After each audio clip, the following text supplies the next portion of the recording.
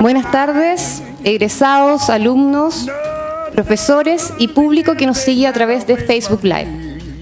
Estamos muy orgullosos de dar inicio a la primera jornada de investigación en psicoterapia organizada por la Escuela de Psicología de la Universidad UNIAC. En esta oportunidad conocerán las investigaciones que docentes y alumnos de nuestra carrera presentaron en el mes de agosto en el Congreso de Psicoterapia de la Sociedad de Investigación en Psicoterapia en Reñaca. Además, los profesores Irma Morales y Víctor Figueroa compartirán parte de sus trabajos de grado doctoral, los que han obtenido evaluaciones de excelencia en sus respectivas áreas de investigación. Para comenzar, dará la bienvenida al director de la carrera de Psicología, señor Cristian Ortega.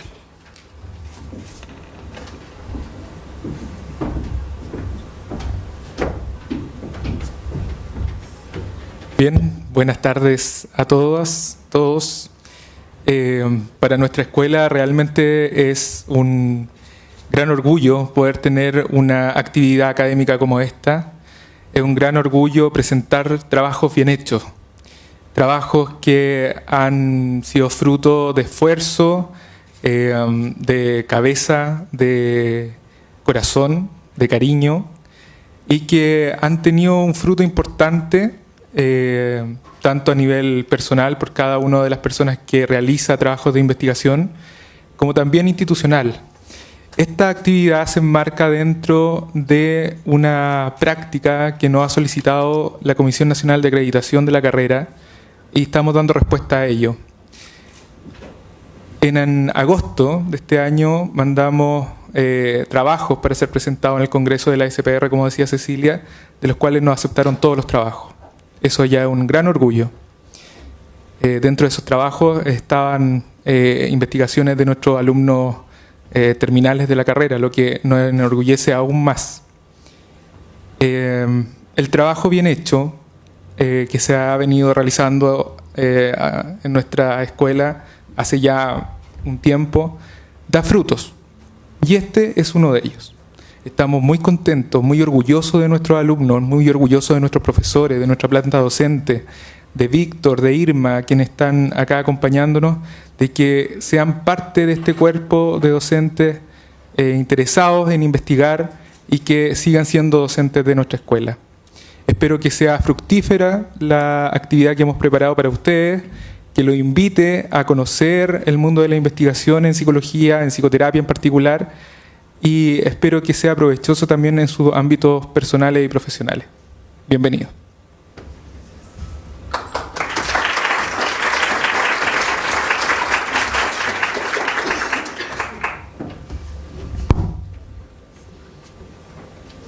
Gracias, Cristian. En representación de quienes se expondrán hoy, se dirigirá a ustedes Irma Morales.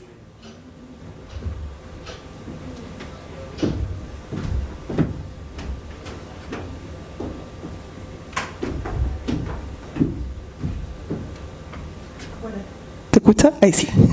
Buenas tardes, colegas, estudiantes recién titulados. Me pidieron que diera las palabras de inicio a una actividad como esta, y la verdad es que cuando pienso en que esta es la primera jornada de investigación en psicoterapia, se me viene inmediatamente a la mente un artículo que escribió el doctor Juan Pablo Jiménez, que se llama Investigación en psicoterapia, ¿a quién le importa? En él hace una reflexión importante respecto a la brecha que hay entre lo que se genera en investigación y lo que llega efectivamente a los psicólogos que se encuentran en sus prácticas, en sus consultas, en atención pública. Y creo que ese artículo es una inspiración para quienes tenemos interés en el área de la investigación, puedan motivar a otros a que se sumen a este interés. Y esta primera jornada tiene como objetivo eso, poder mostrar, difundir qué es lo que estamos haciendo, tanto nosotros los docentes de la universidad, como también nuestros alumnos en sus trabajos de grado. Me sumo al orgullo que dice Cristian, yo me siento tremendamente orgullosa de haber sido partícipe de los proyectos de investigación que se llevaron al Congreso. Fue una idea loca que surgió en algún momento en conversaciones que dijimos, ¿y ¿y si lo llevamos? ¿Qué perdemos con intentarlo? Y fue muy gratificante recibir respuestas positivas para la presentación de todos los trabajos que postulamos. ¿Ya? Desde ahí, entonces, me gustaría que a partir de esta primera jornada se instalara un poco la semilla para que en algún momento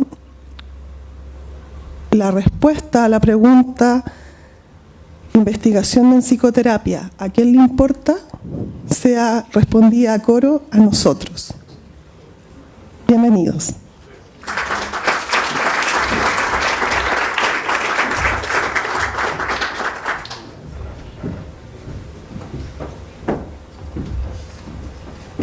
Gracias. Damos inicio entonces a esta jornada con la presentación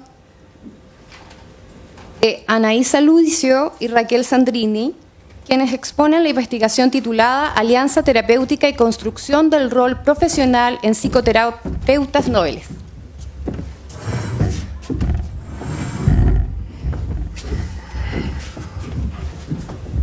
Gracias, Ceci. Bueno, Anaís Aluicio, docente de esta universidad, y yo recientemente también me incorporé como docente. Hicimos esta investigación de Alianza Terapéutica y Construcción del Rol Profesional en Psicoterapeutas Noveles. Y esto partió en el contexto, ¿cierto?, de nuestra práctica docente y también del ejercicio de la psicoterapia, preguntándonos por los desafíos que enfrentan los espacios de formación profesional para psicólogas y psicólogos, particularmente en el área clínica. Y para contextualizar este tema, entonces, como nos estábamos preguntando por estos espacios de formación, definimos el aprendizaje desde un marco constructivista y lo entendemos como una relación dialéctica y de apropiación. Y en la medida entonces que declaramos que es un acto de apropiación, el aprendizaje se entiende como un proceso activo, ¿ya? No entonces solo como la recepción pasiva de conocimientos teóricos, sino como experiencias de aprendizaje en donde el estudiante se relaciona con esos contenidos en un contexto, es decir, históricamente situado y en una relación con los otros. Y como resultado de la actividad de este sujeto, de este aprendiz que está teniendo un acto de apropiación de esos aprendizajes y de la interacción con otras personas, el aprendiz puede incorporar cambios duraderos y generalizables que le permitan adaptarse a la realidad, transformarla y crecer. Entonces, aprender no implica solamente el acto de recibir estos conocimientos teóricos, sino también hacer, convivir. En el fondo tiene que ver con aprender a ser con un otro y aprender contextualizadamente, ¿ya? Porque requiere también del desarrollo de competencias que se dan en estas relaciones con un otro. Fuimos a ver entonces un poco como el estado del arte, que era lo que se estaba diciendo sobre estos espacios de formación, y en una investigación de Barriga y sus colaboradores, lo que revelan es que en estos espacios de formación de psicólogos y psicólogas se observa una insuficiente vinculación entre formación teórica y práctica, una carencia de instancias supervisadas y prolongadas en escenarios reales y una insuficiencia en la formación para enfrentar situaciones de incertidumbre, como por ejemplo los conflictos éticos que tenemos que enfrentar en la praxis de la profesión. Y ellos articulan que los saberes teóricos deben también considerarse en conjunto con el desarrollo de competencias complejas y adaptativas para desarrollarse en el contexto profesional, y hablan de un concepto que es las zonas indeterminadas de práctica, porque además en nuestro campo, en la psicología y particularmente en la psicoterapia, vamos a estar enfrentando el ejercicio de una profesión que implica siempre un otro diferente. Entonces no podemos prepararnos para todos los escenarios, por mucho que se haga práctica de la teoría antes de empezar a ser psicoterapeuta. Y en este contexto entonces, de preguntarnos también por cómo se construía el rol profesional en los psicoterapeutas noveles, nos dimos cuenta que esta apropiación del rol tenía que ver entonces con elementos también eidéticos, porque es la persona que se está posicionando dentro de un rol y que se está apropiando de ese rol, y por lo tanto llegamos al concepto de identidad profesional, que se entiende como la autopercepción a lo largo del tiempo en términos de secuencias pautadas de acciones aprendidas ejecutadas por una persona en situación de interacción y que requiere de competencias y conocimientos teóricos, técnicos y éticos específicos.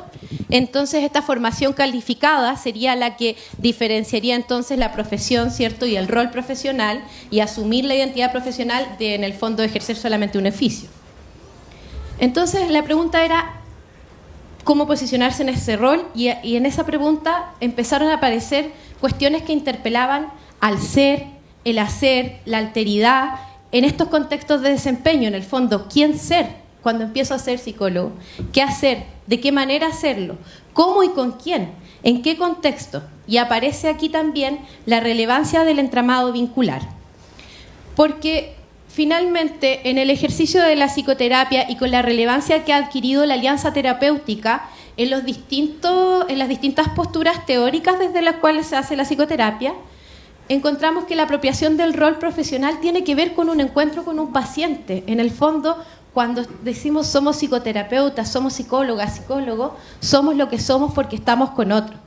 Y aparece entonces el desafío de este terapeuta novel, que tiene que hacer una oferta relacional desde un rol que se plantea intersubjetivamente, que se construye ahí en el encuentro con el otro.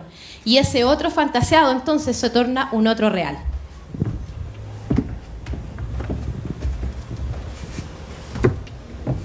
Bueno, y en función de este contexto teórico que nosotros habíamos explorado, nos propusimos indagar a través de un estudio con un diseño cualitativo, en función de lo que les planteaba Raquel, cómo se construye ese rol profesional. Cómo estos terapeutas noveles, es decir, egresados que tenían solamente entre 6 a 18 meses de ejercicio de la profesión, que cuando recién egresaron empezaron a hacer psicoterapia en distintos contextos, cómo se construían como terapeutas, cómo se narraban a sí mismos y cómo ellos iban constituyendo este rol profesional que en definitiva apuntaba a la identificación con el psicoterapeuta, con el psicólogo, etc. Y es curioso además también que la muestra estuvo constituida por egresados que no solamente habían terminado sus estudios y habían empezado a ejercer, sino que también habían decidido seguirse formando en contextos distintos, de diversa índole, en grupos de estudio, diplomados, postítulos, etc. Estos dos hombres y 3 mujeres además egresaron de universidades privadas, tanto tradicionales como no tradicionales. Y en términos generales, los resultados que obtuvimos se podrían agrupar en 3 temas emergentes fundamentales. El primero de esos temas tiene que ver con los espacios de maduración del rol profesional, es decir, aquellos espacios en los que estos terapeutas ejercían este rol y cómo ese rol se fue madurando con el tiempo de manera sistemática. Un segundo núcleo o tema tenía que ver con estudiar psicología o ser psicólogo. Pareciera que de acuerdo a la narrativa que ellos compartían es distinto, y el paso entre ser estudiante de psicología y ser psicólogo era un paso paulatino y que no se daba muchas veces, la mayoría de las veces no se daba durante el proceso formativo, sino después. Es decir, en los primeros meses de la salida a la vida real, por así decirlo. Y por último, el ser terapeuta, es decir, la constitución de esta identidad y de qué cosa es ser psicoterapeuta, no solamente ser psicólogo, sino ejercer también en el área clínica. En cuanto a los espacios de maduración del rol, vimos que habían 4 temas fundamentales que tenían relación, primero que todo, con la identificación de los espacios relacionales, es decir, ellos identificaban y destacaban que el ejercicio de su profesión y la maduración de este rol profesional se daba en relación con los otros, lo cual es coincidente con lo que Raquel exponía como contexto teórico. Y esos espacios relacionales, además, eran identificados como espacios de crecimiento, de evolución como psicoterapeutas. En palabras simples, digamos que en esa relación con los otros era que ellos empezaban a creer el cuento de que efectivamente eran psicólogos y estaban haciendo psicoterapia, ¿sí? En el ejercicio propio de la profesión. Luego aparece la formación continua como espacios de crecimiento identificados como una necesidad que ellos detectaron, pero también como una oportunidad para seguirse formando y para seguirse apropiando de esta identidad. Por último, aparecen las influencias en la formación del rol, tanto académicas como no académicas, y en estrecha relación con estas influencias aparecen los espacios como tal de la maduración. Y estos espacios, y dentro de las influencias académicas y no académicas, o en estrecha relación con ellas, aparecían la psicoterapia y la supervisión. Es decir, ellos sentían que tenían la necesidad de tener una psicoterapia en la que ellos fueran pacientes y de además tener la supervisión de otro psicoterapeuta que los supiera guiar. Y estos espacios en muchas ocasiones confluían en esta formación personal y profesional de los psicoterapeutas, en las que, de acuerdo a lo que ellos mismos decían, muchas veces hasta se entremezclaba lo personal con lo profesional. A continuación, para ejemplificar este tema, Raquel les va a leer una cita de la entrevistada número 5.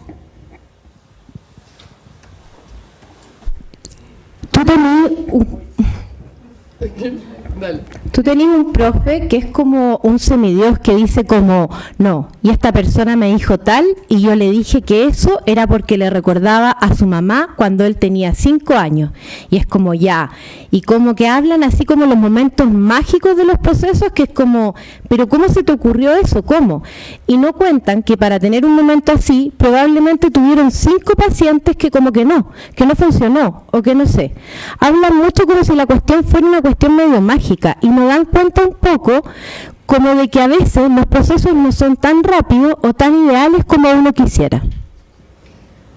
Entonces se dan cuenta que tiene que ver un poco con esta postura de, bueno, pero esto parecía que era súper fácil y el otro me lo cuenta como que es algo fácil, pero yo me doy cuenta de que no es fácil. Y vamos a ver que en el último tema, que tiene que ver con ser psicoterapeuta, aparece mucho esta emocionalidad y lo que les genera a ellos estar en esta situación. Luego aparece un segundo tema, que es este que yo les contaba de estudiar psicología versus ser psicólogo. Pareciera que hay un proceso que se da de una manera muy abrupta en el momento de la graduación. Es como, ¿y ahora qué hacemos? Ahora que ya soy psicólogo, ¿qué es lo que hay que hacer ahora? Porque esta maduración del rol y este proceso enfocado por carencias formativas que ellos reconocen, los llevan a sentirse poco preparados y a identificar la formación de pregrado como una formación insuficiente para ejercer en el área clínica. Y de esto se cercioraron ejerciendo en el área clínica. Es decir, ellos salieron y empezaron a ejercer. Luego aparece la conceptualización de la psicoterapia y la psicoterapia es vista por algunos como una consulta a un experto, así como voy a ver a un otro para que me diga cómo puedo funcionar mejor, digamos, y hay una relación de poder también con ese otro experto. Sin embargo, hay otros espacios también que son conceptualizados como espacios de co-construcción. Y esta co-construcción, sobre todo cuando es el psicoterapeuta el que se la plantea de esa manera, facilita también una relación, digamos que más cercana, o hay una conceptualización de una relación más cercana con el paciente. Además de esto, entonces, hay una construcción parcial del rol en la etapa de formación teórica, y esto tiene que ver mucho también con la maduración en el ejercicio profesional, que era lo que les mencionaba inicialmente. Y de todas maneras aparece una tensión entre la teoría y la práctica, y es bien transversal esta tensión que aparece entre la teoría y la práctica, y se expresa fundamentalmente en la elección o reelección del enfoque teórico. Es decir, y es bien interesante porque esta elección del enfoque teórico tiene mucho que ver también con la conceptualización de la psicoterapia. O sea, es coincidente la manera en que yo entiendo el proceso con quién soy yo en el proceso y qué lugar ocupo en ese proceso también. Y muchas veces incluso dicen, yo tuve una formación en un enfoque determinado y ahora me doy cuenta que en realidad ese no es el enfoque que yo quiero ejercer y se van para otro enfoque.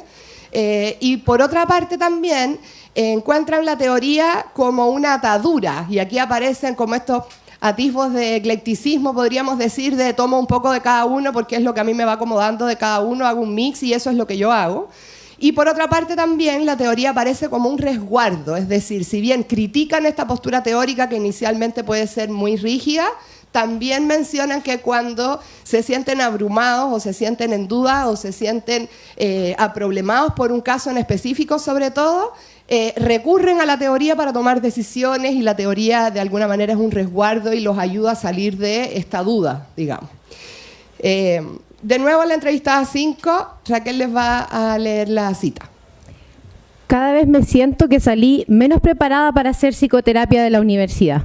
Yo he hablado esto con muchos compañeros y me dicen, yo también me sentí súper como en nada cuando salí de la universidad, y me dicen, siento que si no fuera por el postítulo que hice, no sabría mucho, porque en realidad tienen la misma sensación de que la universidad no los dejó muy preparados. Bien. Esto tiene que ver también entonces con este último tema, que es el tema de la construcción de qué es ser psicoterapeuta. Y este ser psicoterapeuta se manifiesta a través de determinadas dificultades y debilidades del terapeuta, que también se expresan a través de fortalezas y recursos de este terapeuta, y en las entrevistas se nota mucho en función de distintos ámbitos, desde lo teórico hasta competencias personales, manejo en general de técnicas en específico, bien amplio. Y además las emociones asociadas al ejercicio del rol, que era lo que yo les contaba un poco antes, que tiene que ver con la identidad personal y profesional. Y este proceso, como ustedes pueden ver ahí también, está en algunas ocasiones lleno de angustia, de incertidumbre, de miedos, y todo esto asociado justamente al temor a fracasar, a tener un mal desempeño, lo cual está muy relacionado con el sentido de autoeficacia y con el autoconcepto en este ámbito, y también con la satisfacción, con este sentido de alta capacidad, de conformidad con el desempeño, que a ratos va oscilando entre uno y otro, porque muchas veces sienten angustia frente a una problemática determinada, y cuando se ven en capacidad de resolver esta problemática, entonces sienten que sí, que en verdad sí sabían, que tienen las capacidades, que estaba esta percepción como de que había algo dormido que despertó en determinado momento. Y aquí les voy a leer yo la cita, que es muy cortita, que refleja mucho la angustia de esta entrevistada, que ante la pregunta de, bueno, ¿y cómo es para ti hacer psicoterapia, etcétera? ¿O qué significa para ti? Estábamos hablando a propósito de eso, y dice, preguntándole cómo era, y dice, es la incertidumbre misma de si mi paciente va a seguir con vida o no.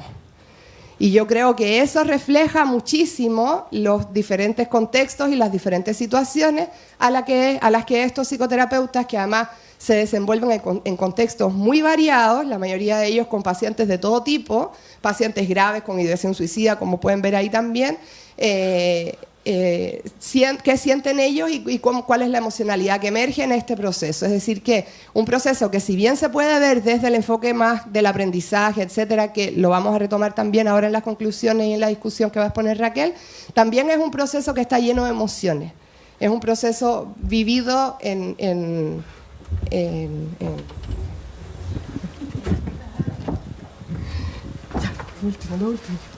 Lo último, respecto de la conclusión y las discusiones, si vamos a mirar entonces esta construcción del rol profesional, ¿cierto?, y del llegar a ser psicoterapeuta en una experiencia sociohistórica, si vamos a entender los aprendizajes desde allí, se observa entonces la necesidad de que los espacios formativos sean espacios vivos, ¿ya? Espacios de interacción, espacios en donde finalmente se logre esta relación recursiva entre práctica y teoría. Se observa la necesidad de una formación teórica sólida, porque justamente existe una tensión entre la teoría y la práctica, y la teoría es ese lugar al que los psicoterapeutas noveles describen que se repliegan en los momentos de incertidumbre, y entonces esa formación teórica debe ser sólida, pero debe ser una relación recursiva entre teoría y práctica. Y aquí recogimos un poco también lo que Yáñez expone en el modelo constructivista cognitivo sobre la formación de un terapeuta eficaz, que requiere de conocimientos, habilidades, actitudes y autoconceptos, y de hecho en el desarrollo de esas habilidades el modelo propone espacios de supervisión, aprendizaje observacional, mirar a otros terapeutas hacer psicoterapia, ¿cierto? Reuniones clínicas, todo lo que significa el desarrollo de competencias para poder llegar a plantear esta oferta relacional que tienen que hacer los terapeutas en psicoterapia.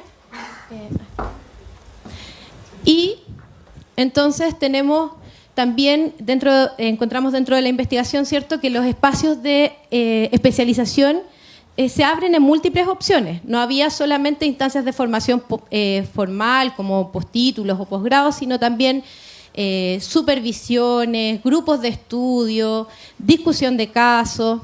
Y tomamos para esto también el modelo de formación in situ que propone Barriga, que habla de una práctica reflexiva, innovadora y ética.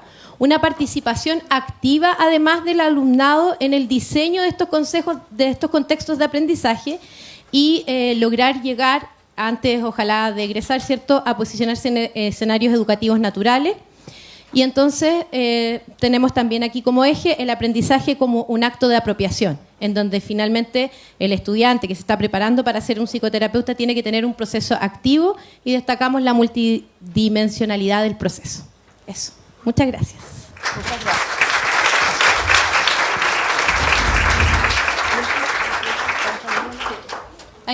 Ahí tienen nuestros correos, si alguien los quiere anotar y preguntarnos un poco más. Y una red de relaciones de los conceptos. Sí. Anais.aluicio@uniac.cl y raquel.sandrini@uniac.edu.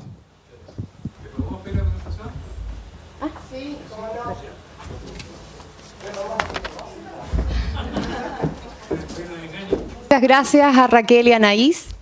Continuamos entonces con la exposición del trabajo de grado, la relación terapéutica en psicoterapia vía telefónica desde la perspectiva de los terapeutas, un estudio cualitativo.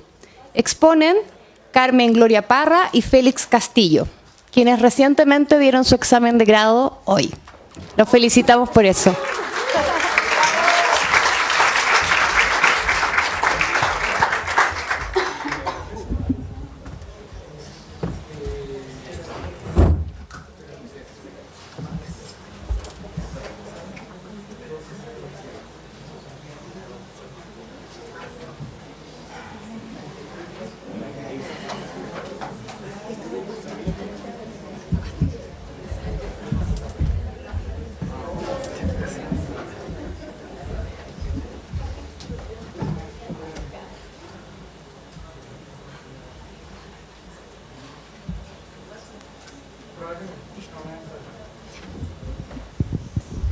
Bueno, buenas tardes a todos. Cristian, como muy bien dijo Cecilia, venimos de nuestro examen de grado, que nos fue muy bien, estamos muy felices.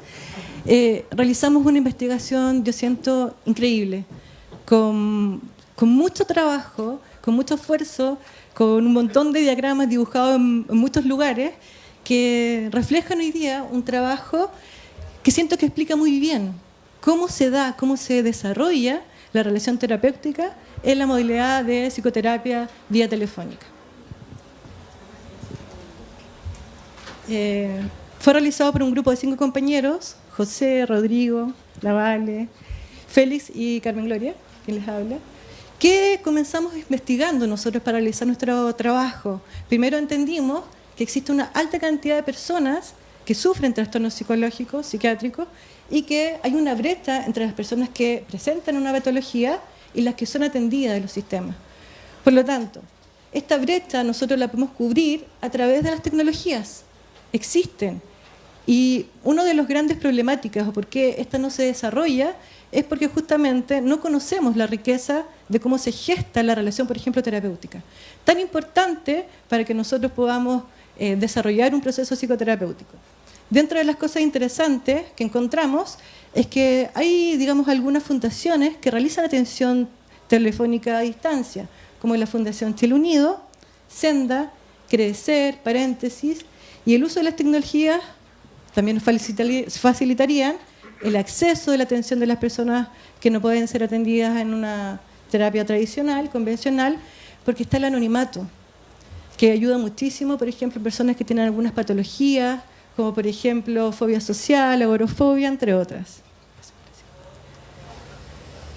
¿Por qué la relación terapéutica? Porque es el factor inespecífico más importante para predecir el éxito de una terapia. ¿Y qué es lo que nosotros quisimos conocer en base a lo que nos refiere Peirano? es un espacio relacional particular y distinto, y nosotros fuimos a recoger los datos, la información con las personas que están realizando psicoterapia vía telefónica.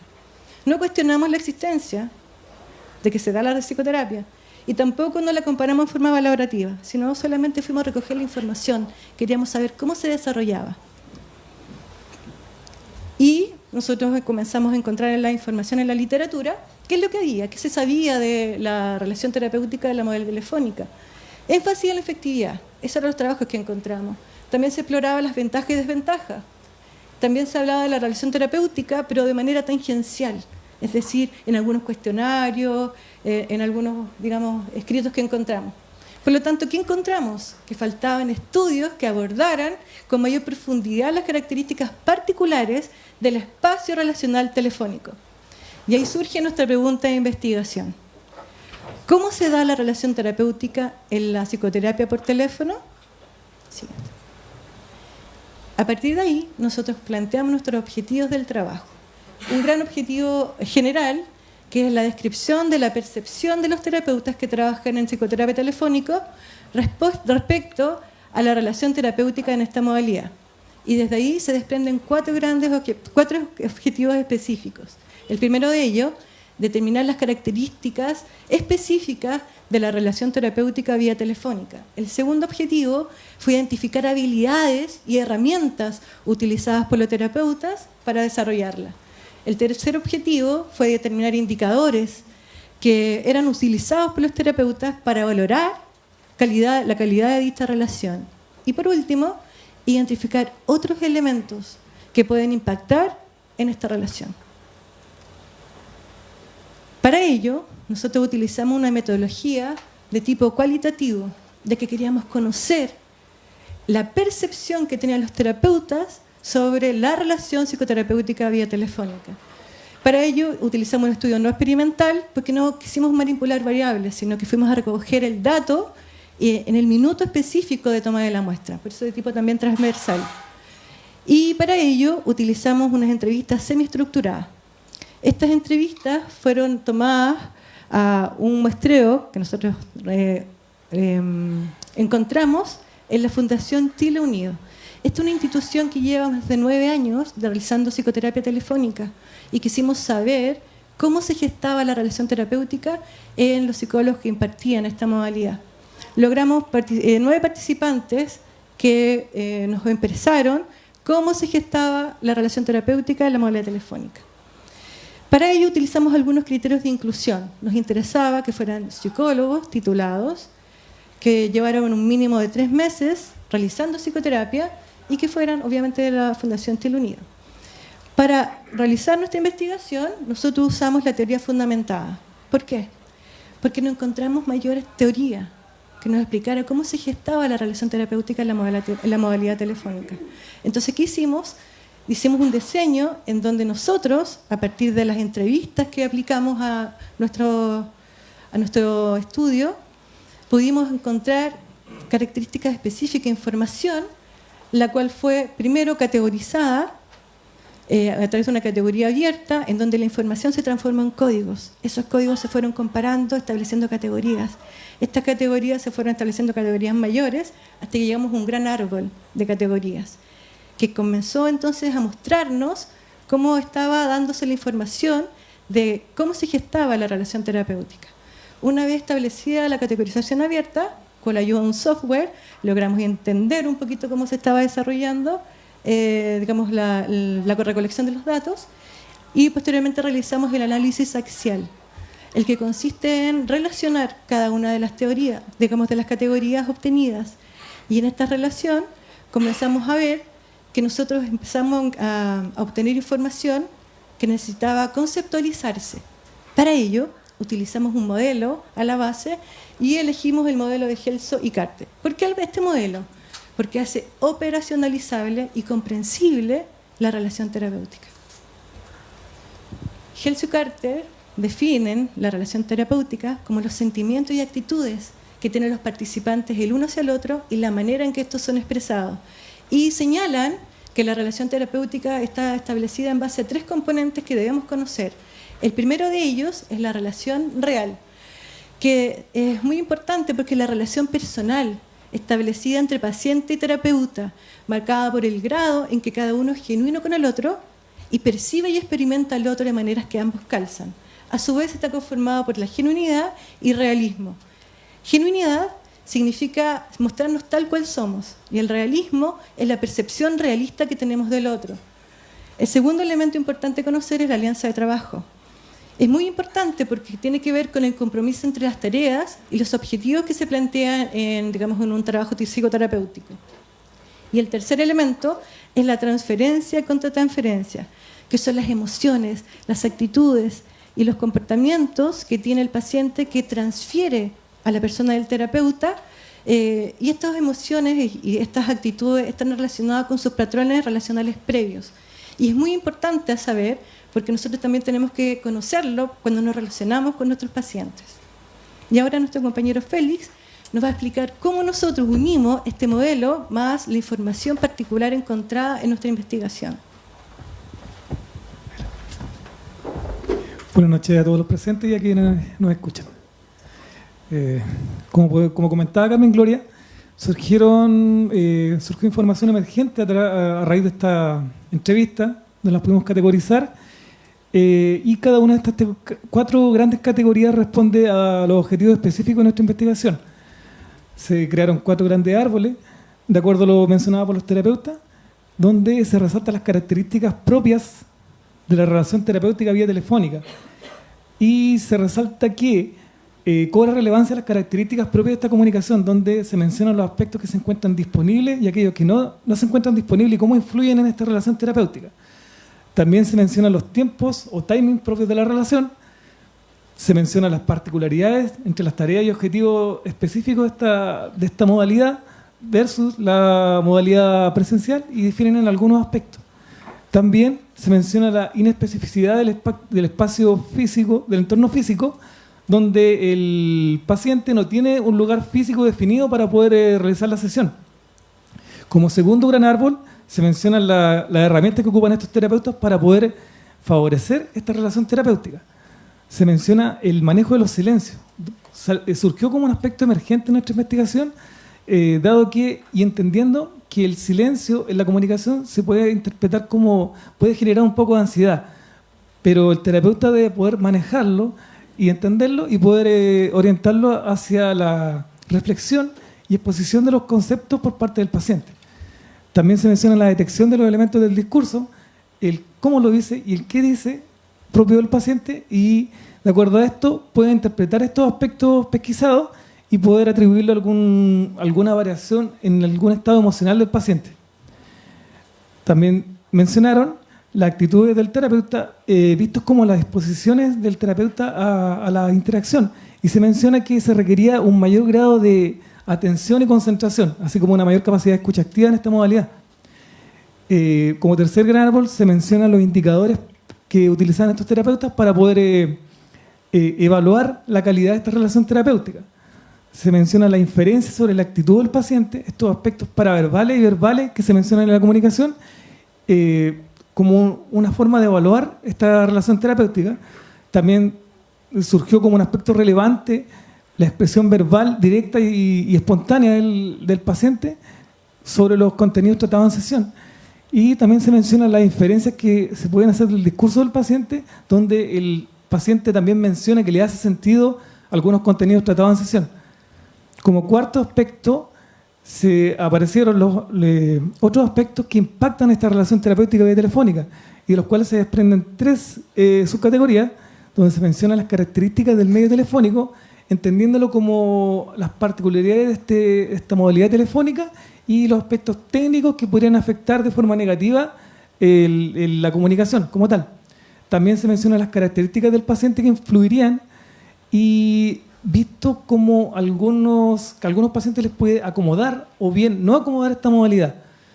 Y finalmente se mencionan algunas particularidades del encuadre, este encuadre de esta fundación, donde el terapeuta debe llamar al paciente, donde se puede interpretar como que puede haber una falta puede haber una disminución en el compromiso del paciente en el cumplimiento de tareas, así como una falta de controlar este cumplimiento de tareas por parte del terapeuta.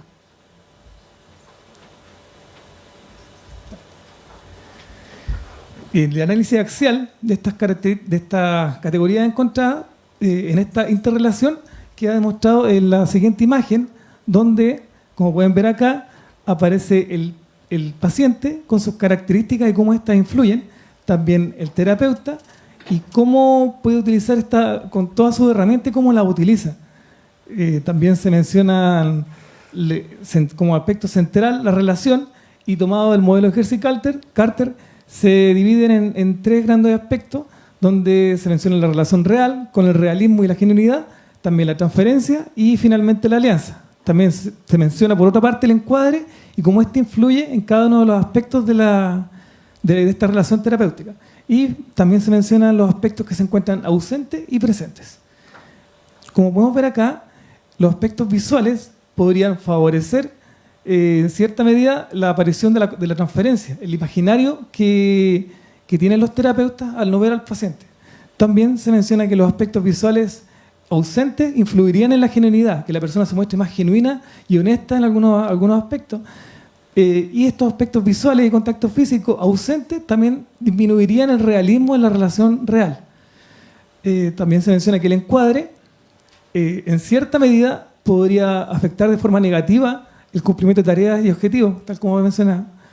Y los tiempos flexibles de esta modalidad, la flexibilidad de tiempos podría favorecer la relación terapéutica.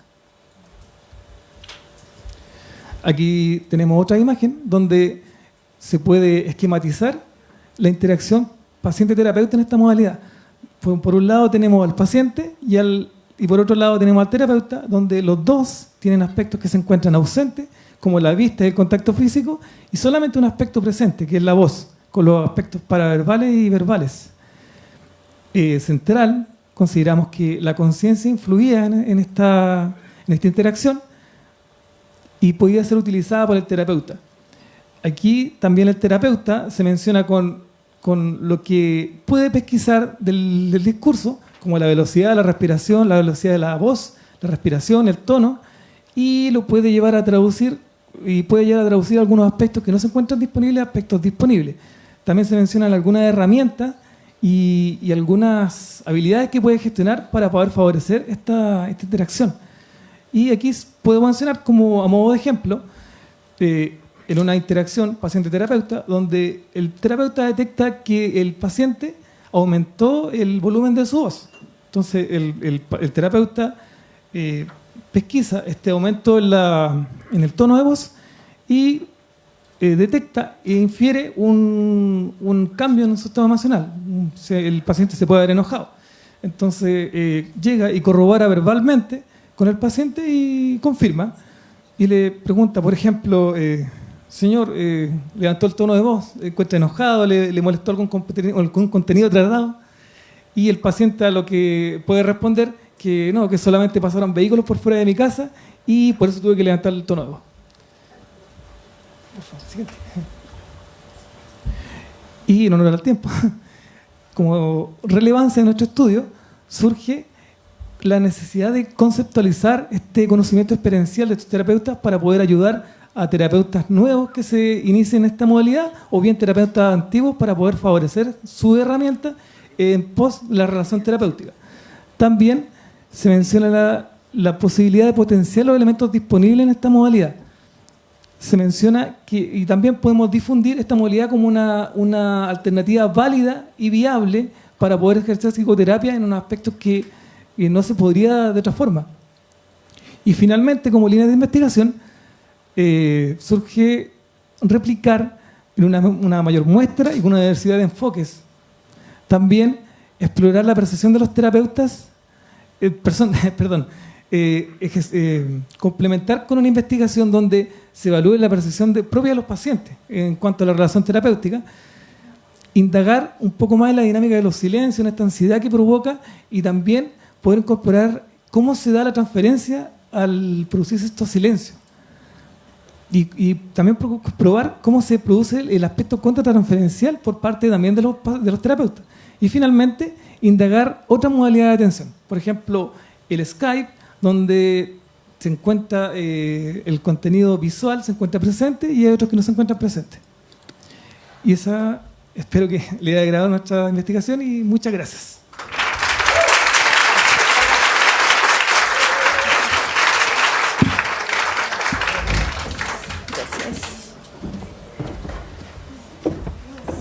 Muchas gracias. Ahora es el turno del director Cristian Ortega, quien expondrá la investigación sobre el desarrollo de habilidades clínicas en psicólogos recién egresados utilizando el modelo de psicoterapia focal psicoanalítica. No sé si necesito tu ayuda con la presentación.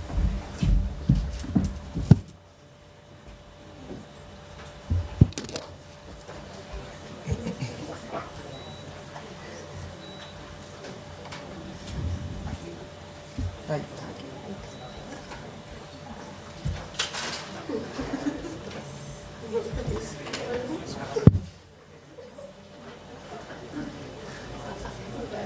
Sí.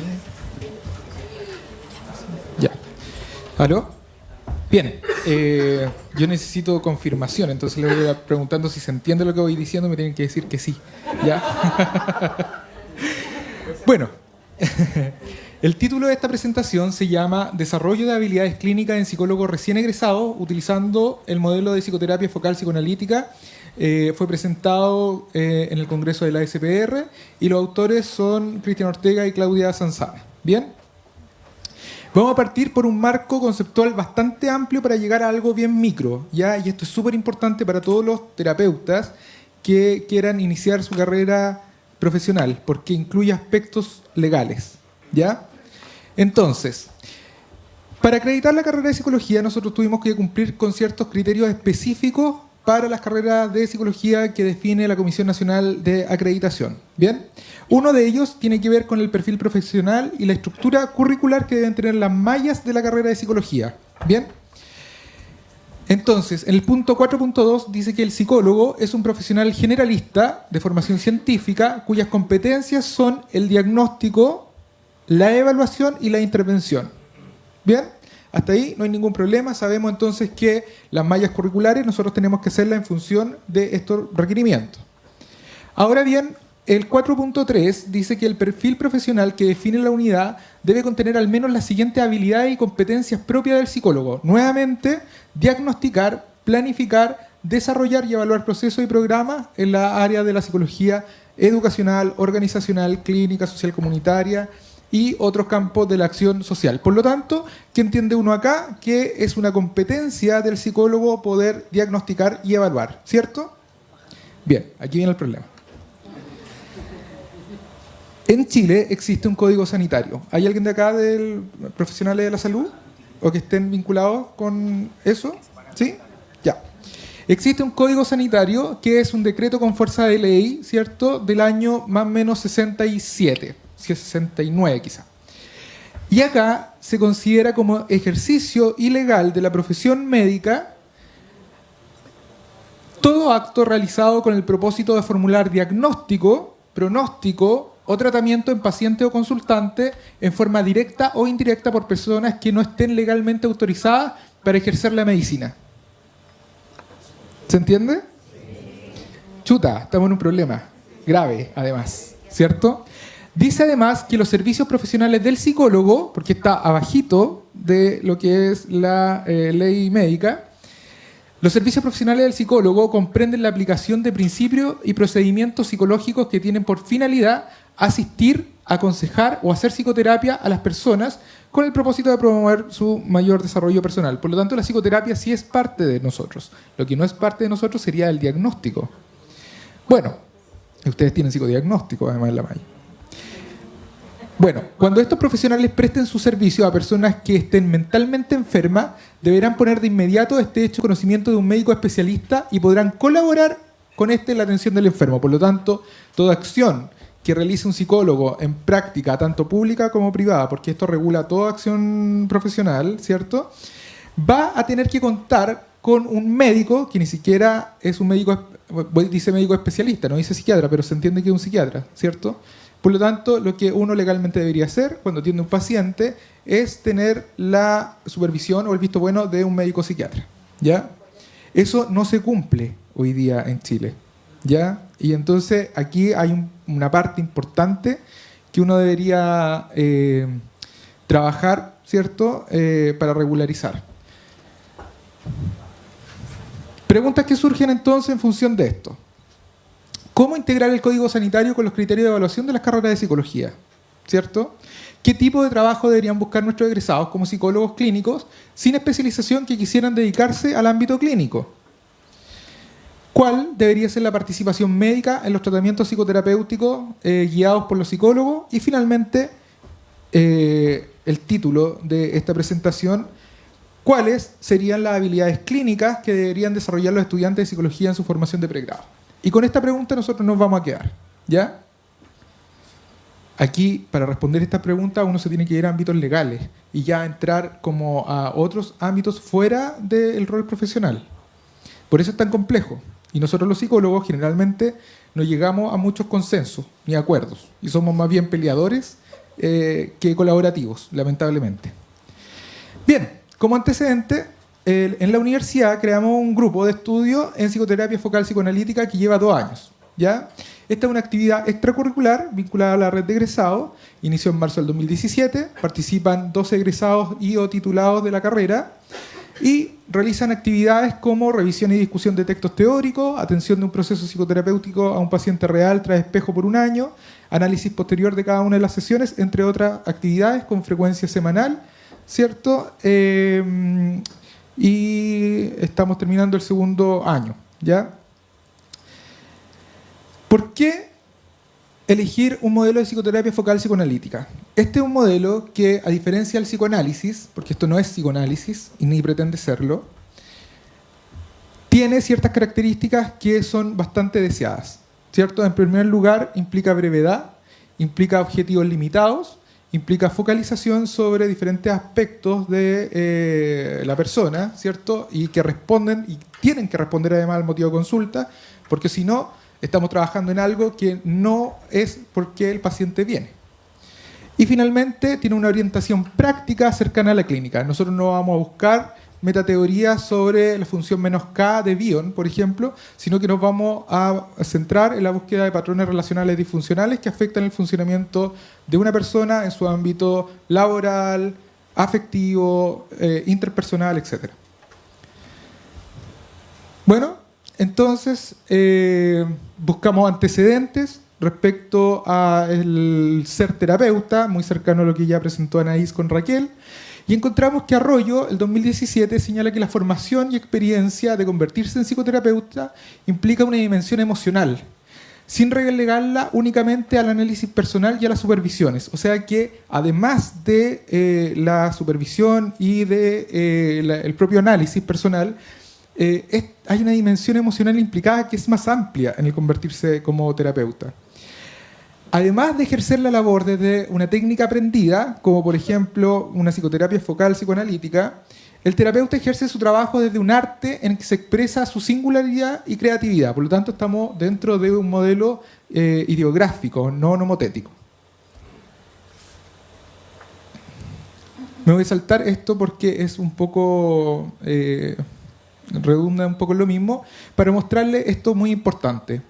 El año 2018, recientemente, Herrera y Araya investigan sobre los errores y dificultades más frecuentes que cometen los terapeutas novatos, ¿ya?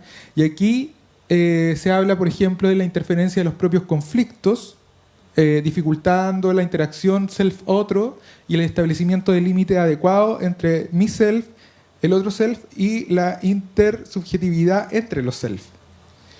Expectativas irrealistas de éxito y competencias profesional instantáneas. Creencia que el éxito depende de la correcta aplicación de la técnica y procedimientos aprendidos. Eso se demuestra que es una parte, ¿ya? Uno puede aprender una técnica, puede ejecutarla bien hecha, pero la dimensión emocional es el 50 o más % de lo que realmente corresponde al ámbito psicológico en términos del cambio. Hay un exceso de confianza o excesiva inseguridad y ansiedad en las propias capacidades. O nos vamos para arriba o nos vamos para abajo. O nos sentimos superiores o nos sentimos totalmente frustrados y somos los peores psicólogos del mundo.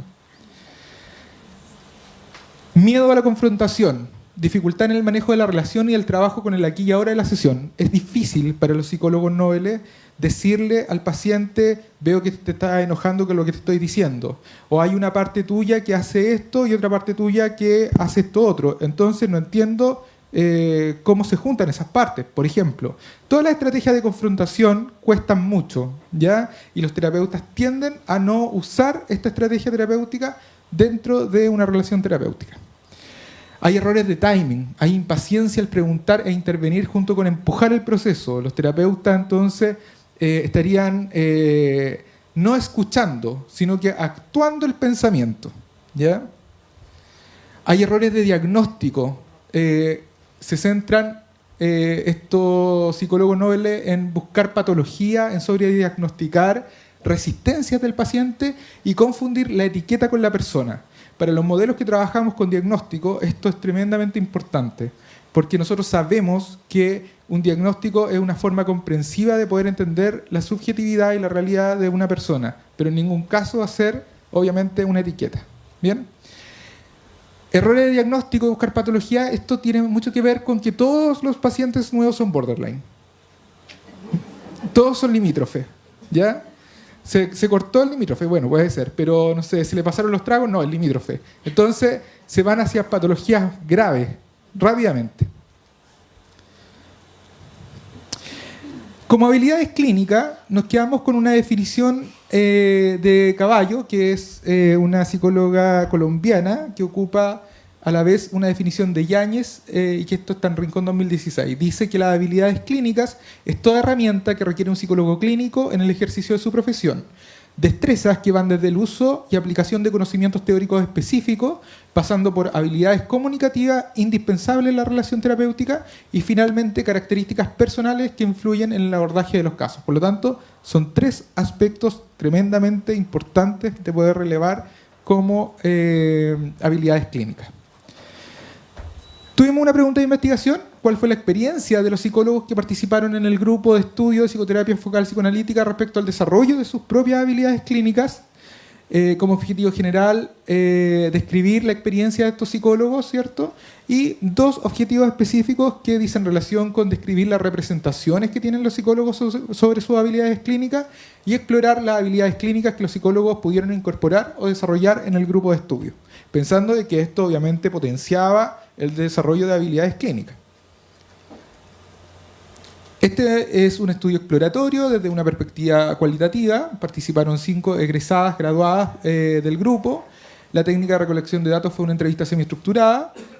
Hubo resguardo ético, uso de consentimiento informado, y el análisis de datos se hizo a través de análisis de contenido, a través de teoría fundamentada, llegando hacia una codificación abierta.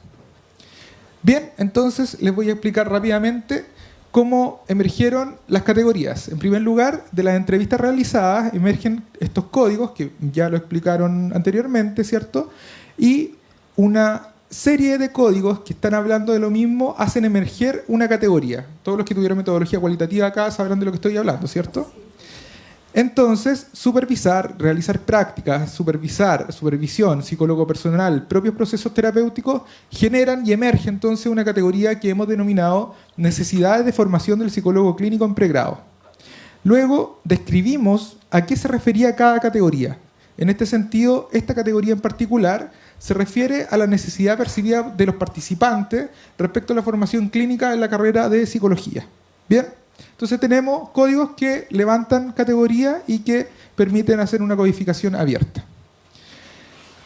En una tercera etapa, al agrupar las subcategorías en un nivel de mayor abstracción, emerge una categoría que da cuenta del proceso inductivo. Entonces, 3 subcategorías van a formar una categoría central. Esto es el árbol que hablaban un poco los compañeros anteriores. ¿Bien?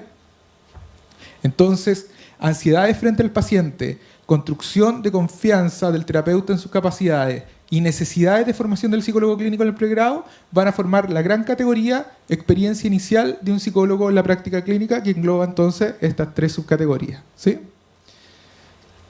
Resultados. La primera categoría que emerge es la experiencia inicial del psicólogo en la práctica clínica, ¿cierto?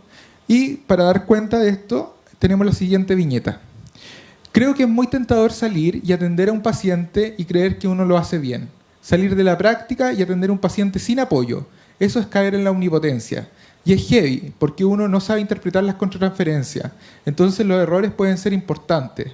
Pensaba también en la necesidad de que el estudiante de psicología, antes que salga o cuando sea, pero que sería bueno hacerse un proceso psicoterapéutico. ¿Bien? La segunda categoría emergente se llama proceso de aprendizaje durante la participación del grupo y está compuesta por las subcategorías profundización de aprendizajes previos, revisión de teoría y técnica psicoanalítica y experiencias de aprendizaje. Aquí tenemos la viñeta. Son lecturas súper interesantes las que hemos podido analizar, estudiar y entender. También cosas que a mí no me quedan tan claras desde la misma escuela, del pregrado. Yo te conté que me quedaron muchas cosas pendientes, como que faltaron hartos contenidos. Por ejemplo, nosotros no vimos nada de Kohut, autores que hoy día estamos viendo acá. ¿Bien? La tercera, para ir un poco más rápido, tiene que ver con el reconocimiento de la subjetividad e intersubjetividad del grupo de estudio. ¿Ya? Voy a irme hacia esta categoría, que es la percepción de las vicisitudes del proceso terapéutico, y esto es interesante. Por ejemplo, la entrevistada 3 dice, cuando partió viendo el paciente, cuando hacíamos las primeras entrevistas, el llegar a un diagnóstico, haber hecho diagnóstico y en base a eso planificar y hacer la terapia, da cuenta justamente de las vicisitudes que se generan durante el proceso terapéutico. Bien, por lo tanto hay correspondencia entre lo que hay en el discurso con la emergencia de la categoría. A mí me encanta ocuparla mucho, a propósito de una estrategia terapéutica que es la metáfora, y ocuparla como una especie de código frente al terapeuta y el paciente dentro de la intervención, porque se hace una conexión bastante especial y única. Es un juego creativo de ocupar la creatividad frente a la dificultad que se puede presentar como darle otra vuelta. ¿Ya? Conclusiones generales, para no aburrirlo. En primer lugar, el desarrollo de habilidades clínicas sería un proceso de construcción, no está dado per se, y estaría representada globalmente por aspectos técnicos, habilidades comunicacionales y una dimensión personal del terapeuta.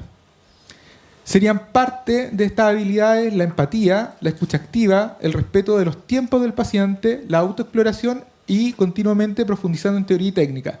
Lo que da cuenta acá es que ustedes, cuando salgan de la carrera, no pueden quedarse hasta ahí. Lamentablemente, esta es una base, es el piso. Si quieren ser psicólogos clínicos, tienen que seguir estudiando, seguir profundizando, seguir monitoreándose, empezar un proceso, revisarse ustedes mismos, tener una experiencia también de un aprendizaje propio profundo, ¿ya? Mientras más profundo sea el aprendizaje que nosotros podemos tener, más posibilidades vamos a tener de hacer distinciones de la realidad del otro. ¿Bien? Existe un reconocimiento de ansiedad y temores que son normales. Ustedes van a salir de la carrera quizás pensando que no saben nada, ¿ya? Y es normal. No es que nosotros como universidad lo hayamos hecho mal, ¿ya? Esto lo sentimos todos. Entonces no me vengan después a mí a decir que... Bien.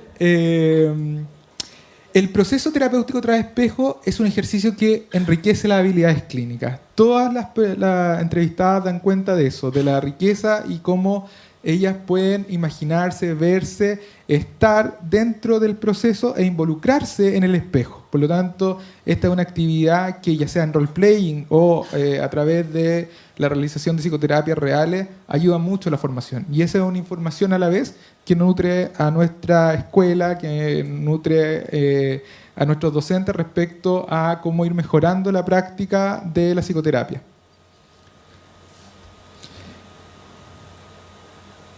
Es valorado la posibilidad de poder generar un espacio seguro para poder compartir apreciaciones, ideas y emociones experimentadas. La confianza en el grupo dio la posibilidad incluso de cambiar la propia mirada en relación a un fenómeno visto por otro. Por lo tanto, se conjuga un proceso de aprendizaje muy rico donde la experiencia y la subjetividad de un otro logra hacer o genera cambios respecto a cómo se están viendo las propias visiones de un paciente, por ejemplo. Se evidencia la posibilidad de distinguir momentos del proceso observando técnicas y estrategias psicoterapéuticas, destacando la creatividad y la comunicación no verbal como parte importante de un proceso.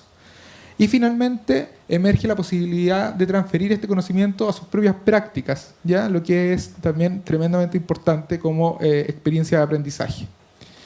Discusión se evidencian tensiones entre el marco normativo legal vigente y los criterios de evaluación de las carreras de psicología. Por eso estamos trabajando dentro del colegio también como para poder, del colegio de psicólogos, no del colegio de los niños, del colegio de psicólogos, para poder revisar esta situación. Independiente del modelo teórico, una terapia breve, limitada y focalizada sería oportuno enseñar en el pregrado. En este nivel deben definirse qué habilidades clínicas vamos a desarrollar en nuestros estudiantes desde una orientación no solo teórica, sino también metodológica y evaluativa. Aquí se mezcla el desarrollo de habilidades clínicas, lo que es la clínica, con cómo se enseña esto. Y ese es un desafío hoy día para todas las escuelas de psicología en general. Y cómo se desarrollan las habilidades clínicas debería ser objeto de mayor investigación en psicología clínica, porque algo es esencial. Básicamente, no podemos pensar en enseñarle a psicólogos sin considerar las habilidades clínicas. Aquí hay bibliografía, todos ustedes tienen mis correos y me pueden pedir entonces la presentación. ¿Bien? Espero que les haya gustado.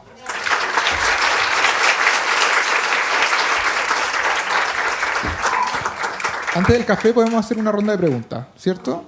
Queda una presentación y después hacemos una ronda de preguntas, así que para que la tengan en mente.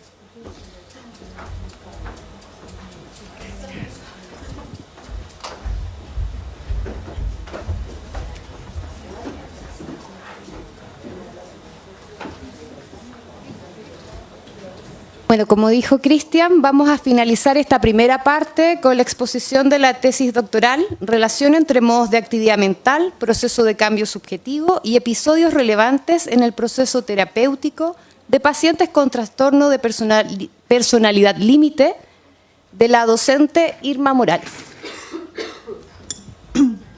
Buenas tardes. Primero, rectificar cierta información. Es un pedacito de la tesis, no es la tesis completa. Ya todavía no está lista, pero está en proceso. Y este pequeño zoom a la tesis versa sobre proceso de cambio subjetivo y episodios relevantes en el proceso terapéutico de una paciente diagnosticada con trastorno de personalidad límite.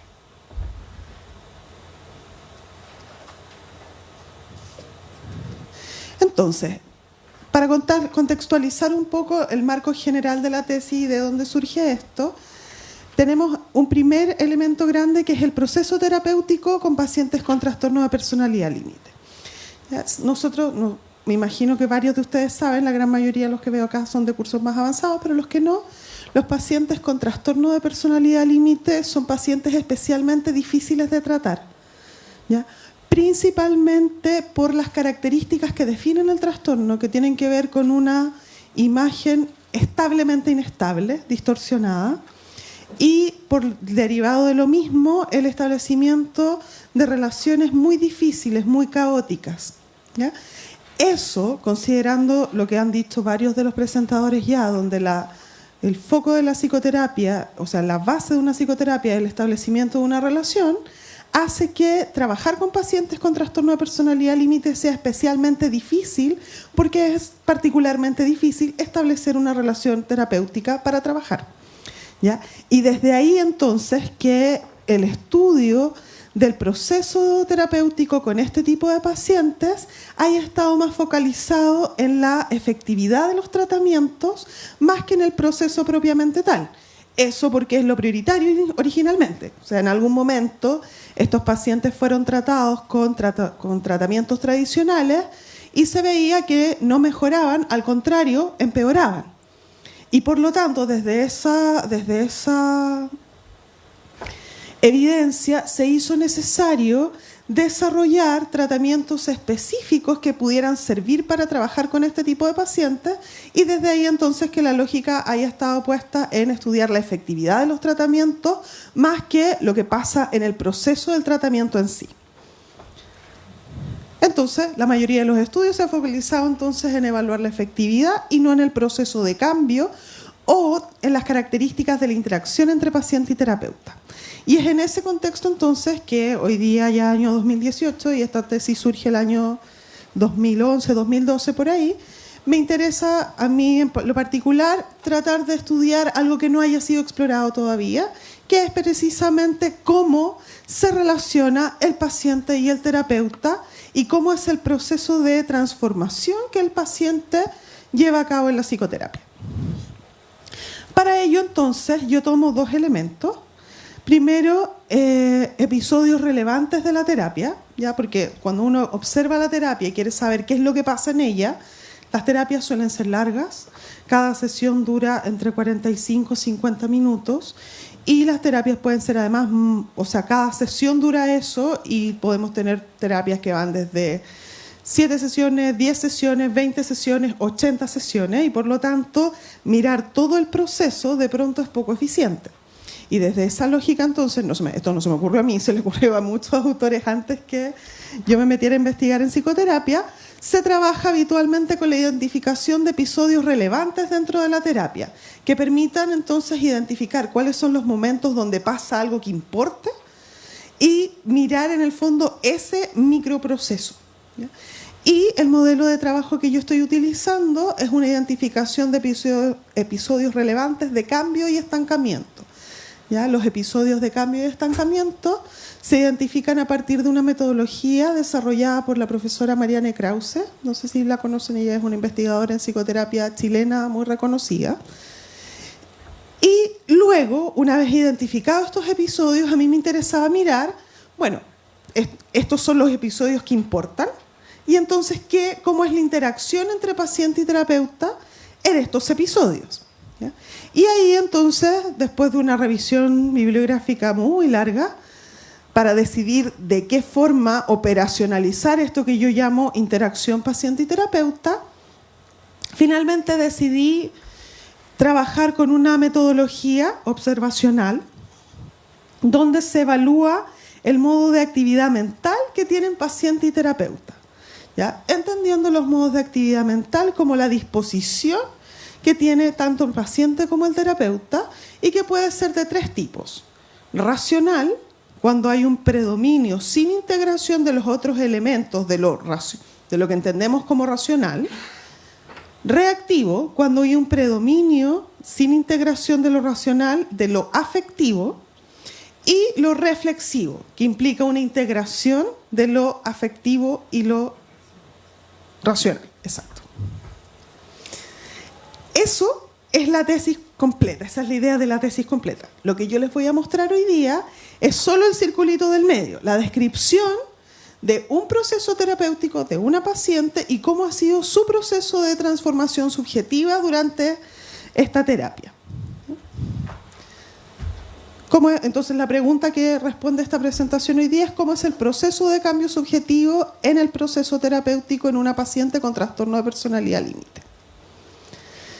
Los antecedentes teóricos y empíricos que trabajé, que están detrás de este trabajo, tienen que ver con el tratamiento, el trastorno de personalidad límite, el tratamiento y el estudio del proceso terapéutico, pero no me voy a extender en eso porque si no podría estar hablando mucho rato y no es la intención.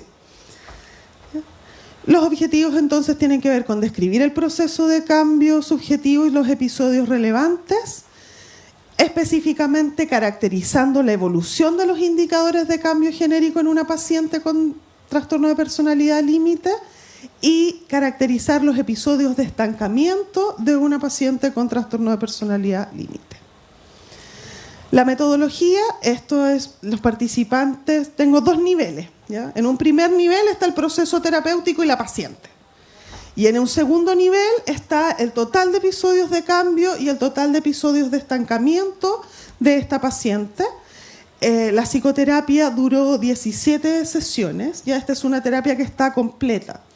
En mi tesis originalmente yo voy a tomar las 20 primeras sesiones independiente de que la terapia dure más. Pero en este caso coincide que la terapia duró 17 sesiones. Los instrumentos que se utilizaron, primero para hacer el diagnóstico de trastorno de personalidad límite, se utiliza una entrevista clínica estructurada, la SCID-2. ¿Ya? Esa es aplicada en este caso por mí, que yo no soy la terapeuta del estudio, sino que soy parte del equipo de investigación. Por lo tanto, yo llevo a cabo la entrevista y me aseguro que la paciente cumpla con los criterios de DSM-5 actualmente para hacer el diagnóstico. ¿Ya? Los criterios de exclusión se evalúan con la Mini International Neuropsychiatric Interview y son que no haya psicosis y que no haya trastorno de conducta antisocial. ¿Ya? O sea, ni trastorno de conducta disocial si la paciente es menor de 18 años, ni trastorno de conducta antisocial si la paciente es mayor de edad.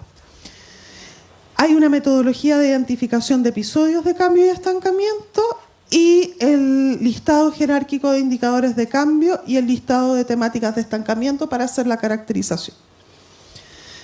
El procedimiento incluye el reclutamiento de los participantes. Este proceso de reclutamiento cumple con todas las condiciones éticas porque mi tesis está inserta dentro de otro estudio que es postdoctoral, que también, o sea, está todo anidado, por lo tanto se nos exigieron desde grabaciones encriptadas, discos duros bajo llave y casi que contratar un guardia que los vigile las 24 horas. Los pacientes no pueden ser contactados por sus terapeutas, tienen que ser contactados por el encargado del estudio para que no sientan que hay alguna presión por parte del equipo en que participe y una serie de consideraciones más. Las sesiones se graban en video y luego se transcriben. Para ello, una vez hecho esto, se identifican los episodios de cambio y estancamiento y se puede hacer el análisis del proceso a partir del listado de indicadores de ambos tipos de episodios. Muy brevemente, la identificación de episodios de cambio implica identificar, ahí se ve, un momento de cambio. ¿Ya? Y un momento de cambio se define por un momento verbalizado por el paciente en el cual se observa una transformación de significado respecto de su situación. Y a partir de eso, entonces, a partir de un criterio temático, se delimita un episodio en el cual se habla respecto del momento de cambio. ¿Ya?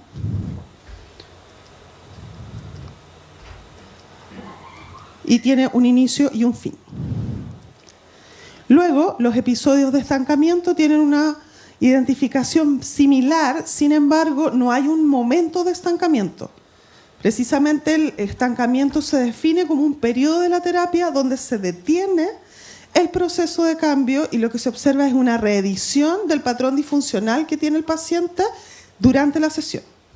Ya es el momento en el cual el paciente, entre comillas, se queda pegado en su problemática y la reedita en lo que está diciendo, en frente a las intervenciones que le puede realizar el terapeuta, y por lo tanto no hay un momento, sino que es un periodo. ¿Ya? Hay una serie de criterios metodológicos, de partida un episodio de estancamiento tiene que durar como mínimo 3 minutos. ¿Ya? Y por lo tanto, habiendo identificado el episodio, uno delimita en función también del criterio temático, fijando un inicio y un fin. El caso, en este caso, es una adolescente, mujer de 18 años. El psicodiagnóstico se realizó mediante entrevistas clínicas, pruebas proyectivas, cuestionarios y las entrevistas estandarizadas para el estudio. Es una psicoterapia de orientación analítica de 17 sesiones. La evaluada, además de cumplir los criterios diagnósticos para trastorno de personalidad límite, cumple criterios para episodio depresivo mayor actual, episodio hipomaníaco, riesgo suicida leve, presenta una variedad de síntomas afectivos derivados de problemas con sus pares en el colegio.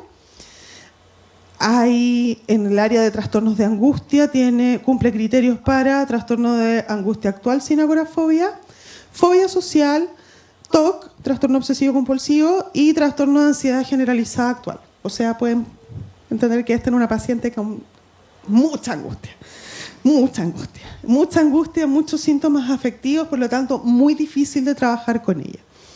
Los síntomas angustiosos se relacionan principal, pero no exclusivamente, con temores vinculados a las relaciones con los pares, la situación escolar y a sentirse abandonada por sus amigos. Ya, esta es una paciente que durante la terapia está en cuarto medio. ¿Ya? Y el gatillante que derivó la consulta es que en algún momento su grupo de amigas se enoja con ella, le hacen la ley del hielo y ella empieza a tener crisis de pánico en el colegio, gran ausentismo escolar, luego las crisis de pánico se extrapolan a la casa y a otros ambientes. Derivado de eso, entonces, la expectación ansiosa frente a la crisis aumenta, pero luego se extrapola básicamente todo.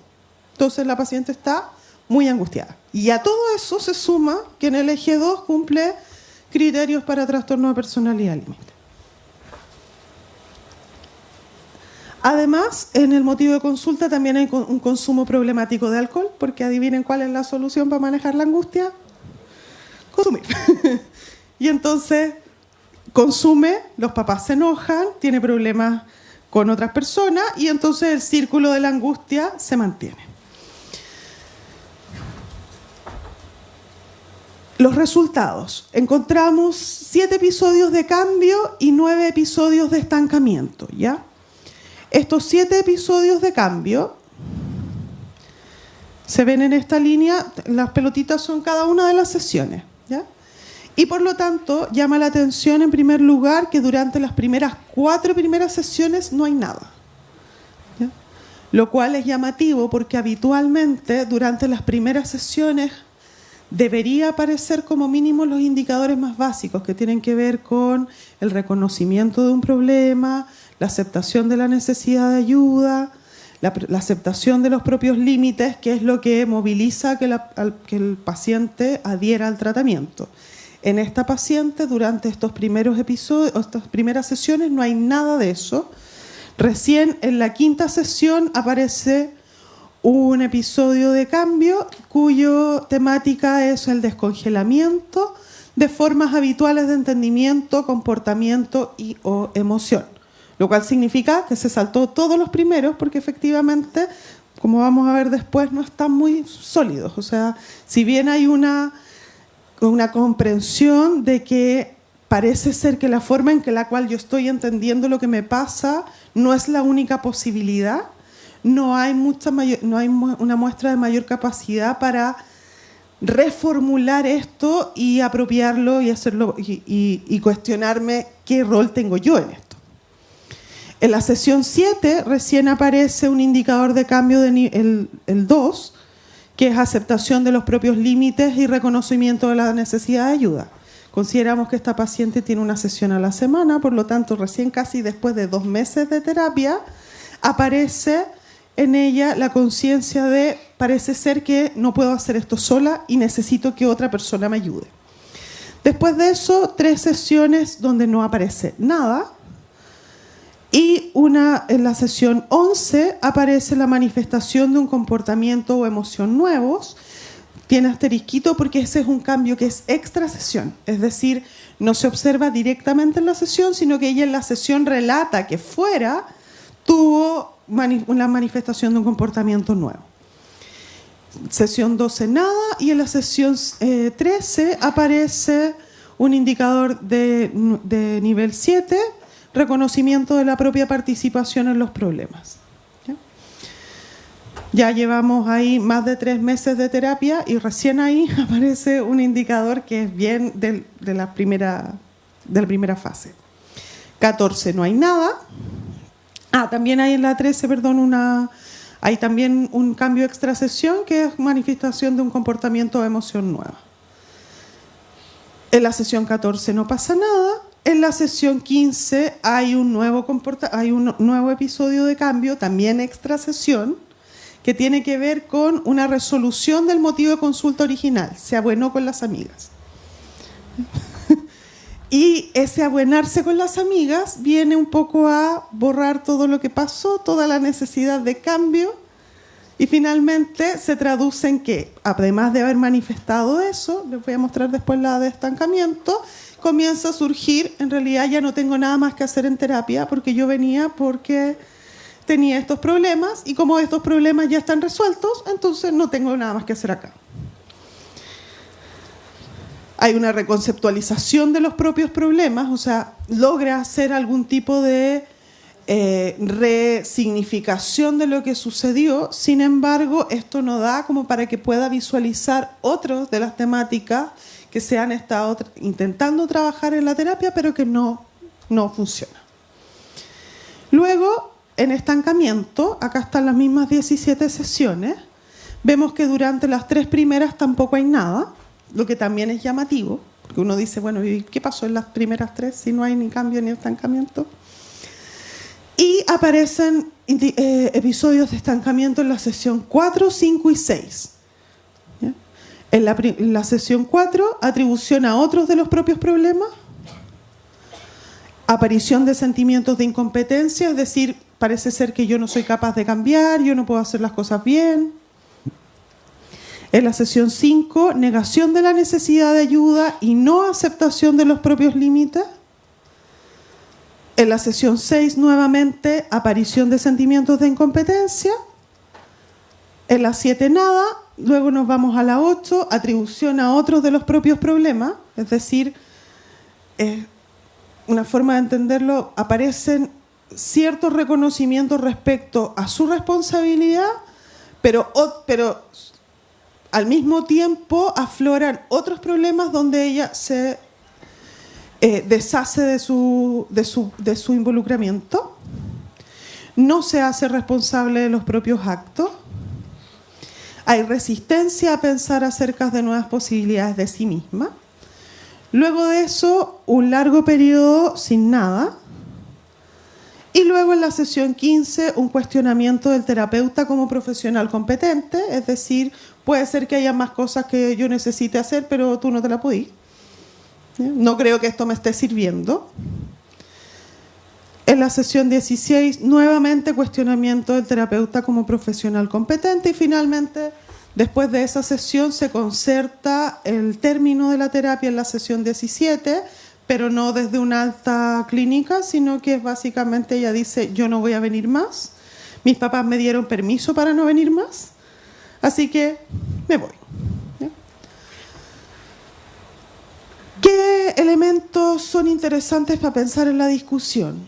Hay particularidades del proceso de cambio subjetivo en este paciente en particular, que es un ejemplo de los pacientes con trastorno de personalidad límite, pero que claramente puede ser pensado hacia otros pacientes con este trastorno de personalidad. Nosotros en el grupo de trabajo en el que yo estoy hemos trabajado harto con esta metodología y en general lo que se observa es que la mayoría de los pacientes tiene un proceso de cambio que, si bien no es como avión, va evolucionando, pasando desde indicadores de más bajo nivel hacia indicadores más altos.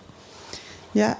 Y los indicadores de estancamiento, si bien no están jerarquizados, también van evolucionando, no van de la mano como escribo con la mano y borro con el codo. Y eso es lo que pasa en estos casos. De hecho, para hacer el análisis yo eliminé el criterio porque en general el criterio para la evaluación de cambio es que en sesiones posteriores el paciente no muestre retroceso respecto a un cambio ya marcado. Si yo no levanto ese criterio, no tengo ni un episodio. O sea, en 17 sesiones la paciente no habría manifestado ni un solo momento de cambio.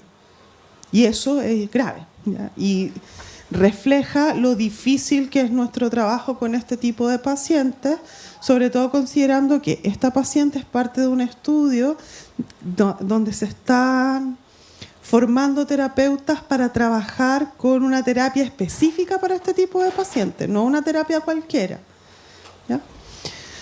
También es importante mirar que hay largos periodos en los que el tratamiento se juega en la relación. Todas esas pelotitas verdes que no tenían nada, una vez que yo ya empecé a hacer el estudio me di cuenta que debería haber incluido alianza y relación como parte del trabajo. E identificar episodios de ruptura y resolución de alianza. Porque todas las pelotitas donde no hay cambio ni estancamiento, habían decenas de episodios de ruptura y resolución. ¿Ya? Yo lo sé porque yo sé identificar los dos. Pero cuando yo planteé mi proyecto, planteé solo con uno. Y a esta altura, agregarle una pata completamente nueva era inviable. Sí, probablemente, llegado el momento que presente esto con todos los datos, voy a tener que decir una limitación del estudio fue no haber considerado episodios donde se evalúe la relación entre paciente y terapeuta, específicamente episodios de ruptura y resolución, porque todas las pelotas verdes son pelotas donde sí pasan cosas importantes, pero cosas importantes que yo no estoy mirando. Y por último, las implicancias que esto tiene para el trabajo clínico, tanto para el paciente como para nosotros como terapeutas. O sea, yo miro estas líneas y pienso en lo desgastante que es para el terapeuta trabajar con pacientes con este nivel de complejidad, donde siento que sesión a sesión parece ser que no pasa nada. Y en las sesiones en las que pasa, lo que pasa es que se cuestiona la alianza de trabajo una, otra y otra vez. Eso, quería mostrarles hoy día. Gracias.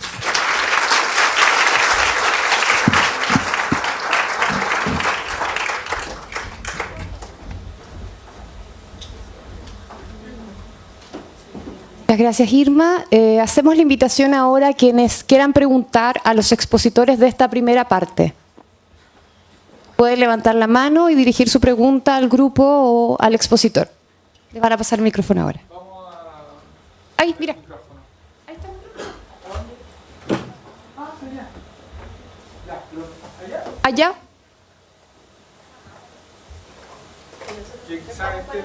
No, no, no.